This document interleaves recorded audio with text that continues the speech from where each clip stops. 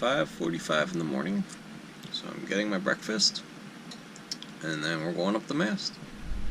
It's still not hot, dead calm, and a great time to go up. You can see the water is just, it's like glass. And best of all, it's not that hot right now, so I won't fry to a crisp on that pole. A really important step before you ever go up the mast, where you can't go to the bathroom for a while, is go to the bathroom.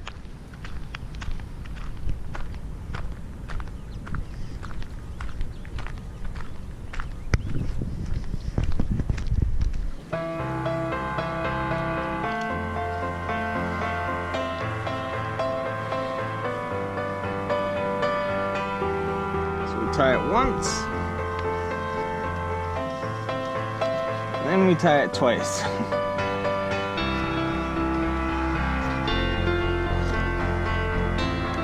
Up we go. This is gonna be my first time trying a 3-to-1 block system instead of a 4-to-1. So it makes a little more weight on my arms, but then I need less rope.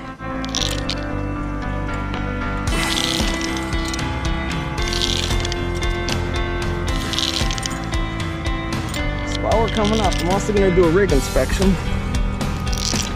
It's been about a year since our last one.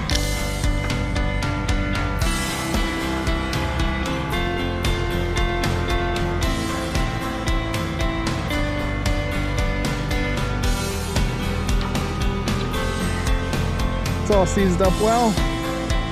It's looking good. Check the other one now.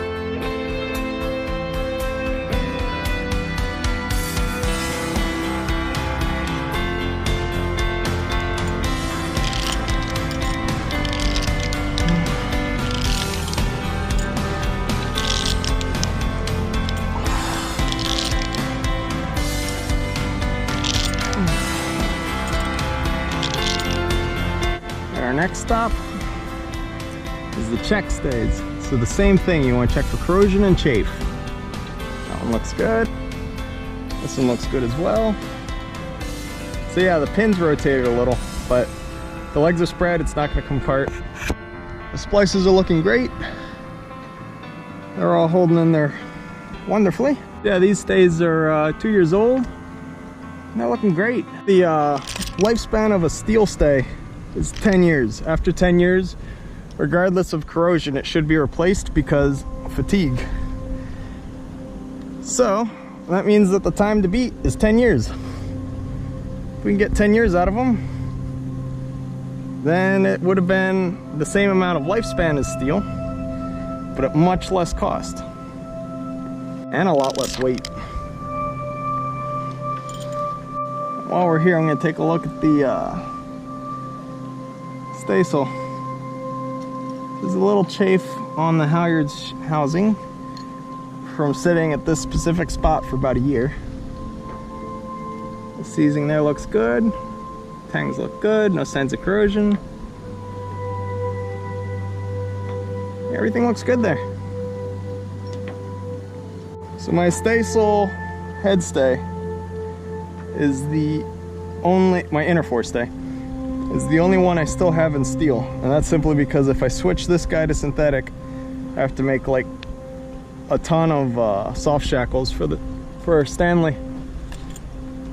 So out of laziness, I've just kind of looked the other way on that one, but all the other stays are synthetic.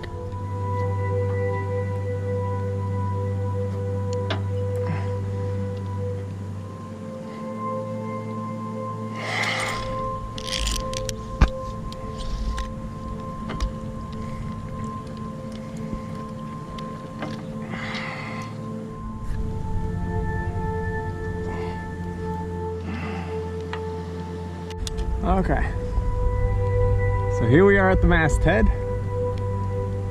And this is the sheave I want to use. The other two are currently already used. To lead a new halyard, what you need to do is tie a chain to a messenger line. The chain's gonna be weight, and the chain has to be made of steel or iron. That way it's magnetic. And that'll become very apparent as to why shortly. Now the most important thing about it is the weight. Because you need something heavy to pull your other rope all the way up and through it. So, the chain was fed up over the sheave and down into the mast. Its weight is pulling it in. Just have to make sure that knot gets through. Just gonna take a look at the head stay. All looks good here. This is one of the highest points of chafe on this stay. It's the head of the sail. The other one's at the tack. So that's why it's got service wrapped on it to give it extra strength against chafe. Alright, so in, over the sheave, through the truck, and then we'll go down the mast. So this is why you need all that weight. And maybe even a slimmer knot, actually. Okay, I have to tie a slimmer knot. Or the same knot further down. I did a regular bowline hoping that it's thinner and therefore would fit. And with all this length, the chain will be further through, and maybe I can shock load it to force it on through.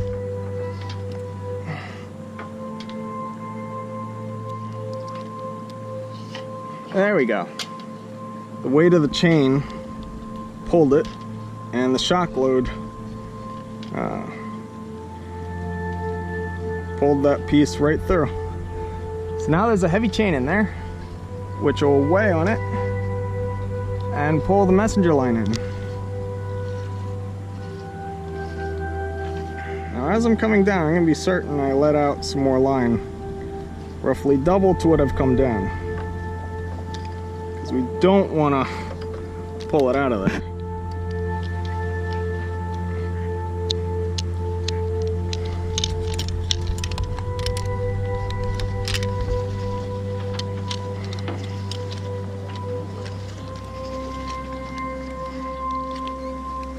Now, this here is where we want to be.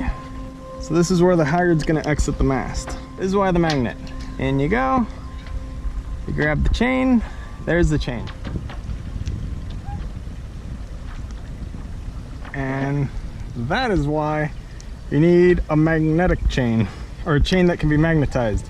Because otherwise, you'd be here forever trying to fish it to get it just in front of this, when it really wants to lay back against here. So now, our messenger line has been run. All we have to do now is hook up the halyard, and it is complete. So in case you're wondering, how on earth do they get a new halyard run if you lose your halyard up the mast and it falls out on the deck? This is how they do it. So I'm just tying a loop in here, that way it can't go anywhere.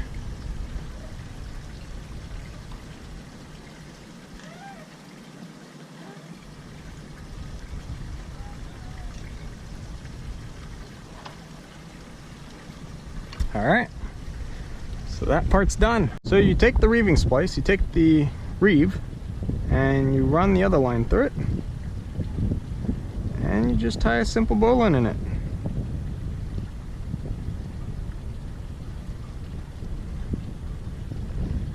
That's all. Now I am going to tape all this, that way it doesn't try anything funny, like getting stuck. Because ain't nobody got time for that. I'm just going to wrap the whole thing in electrical tape.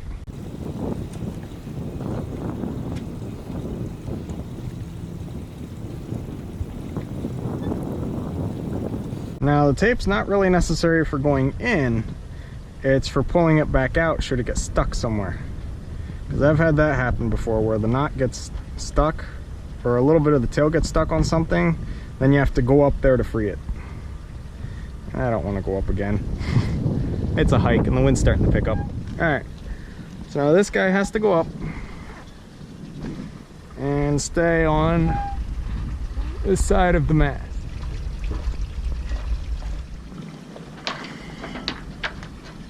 So usually you just have to turn them sideways, and there they go. Avoid ever having to run a new halyard, put a stop knot in it.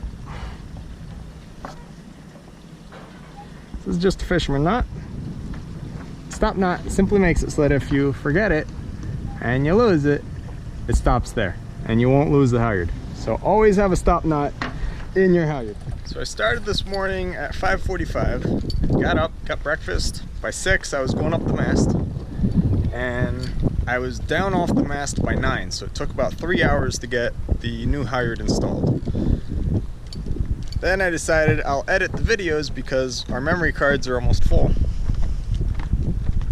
But I didn't realize if you have, and it makes perfect sense, if you have 2 cameras running for 3 hours, you now have 6 hours of footage. So I started at 9 with the editing, and now it's 3 p.m.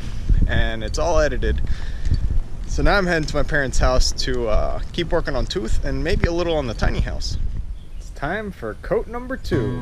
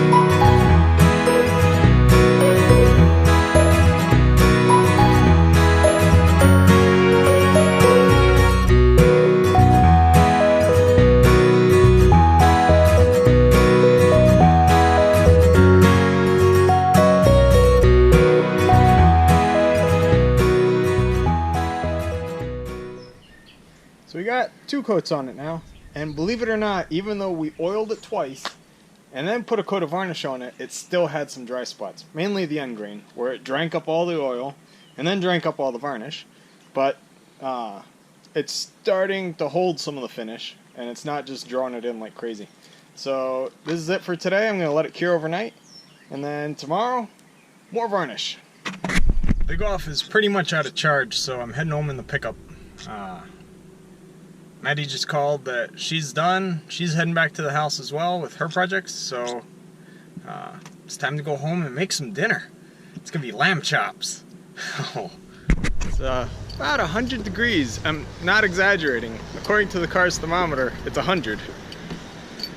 So we're gonna get in, get some water, and cool off, because I'm hot, and I saw Sammy panting a few times, so I know she's really hot. So we just gotta get rehydrated. Right now we feel like pretzels, like just dry and salty and quite thirsty. Almost like the wood on tooth.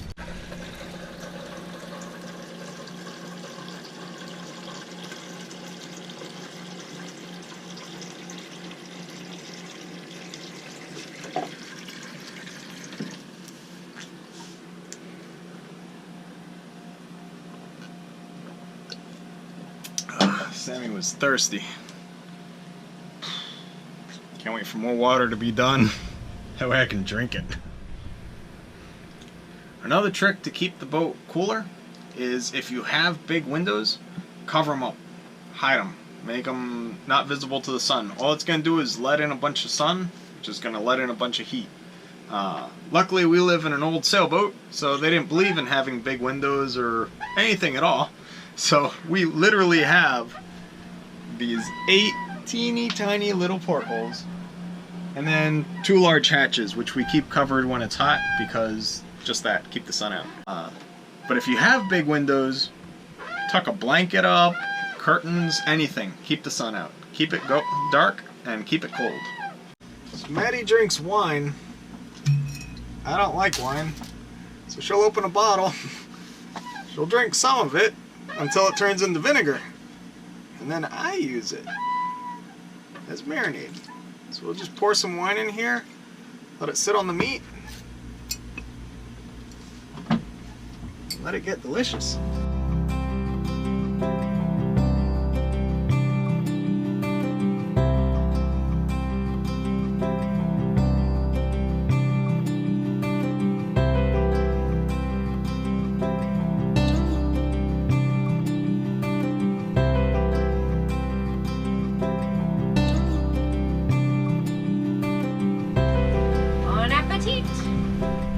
Thanks so much for watching, and we hope that you will like this video and subscribe to our channel for updates on our adventures. And when you subscribe, make sure you click on the little bell.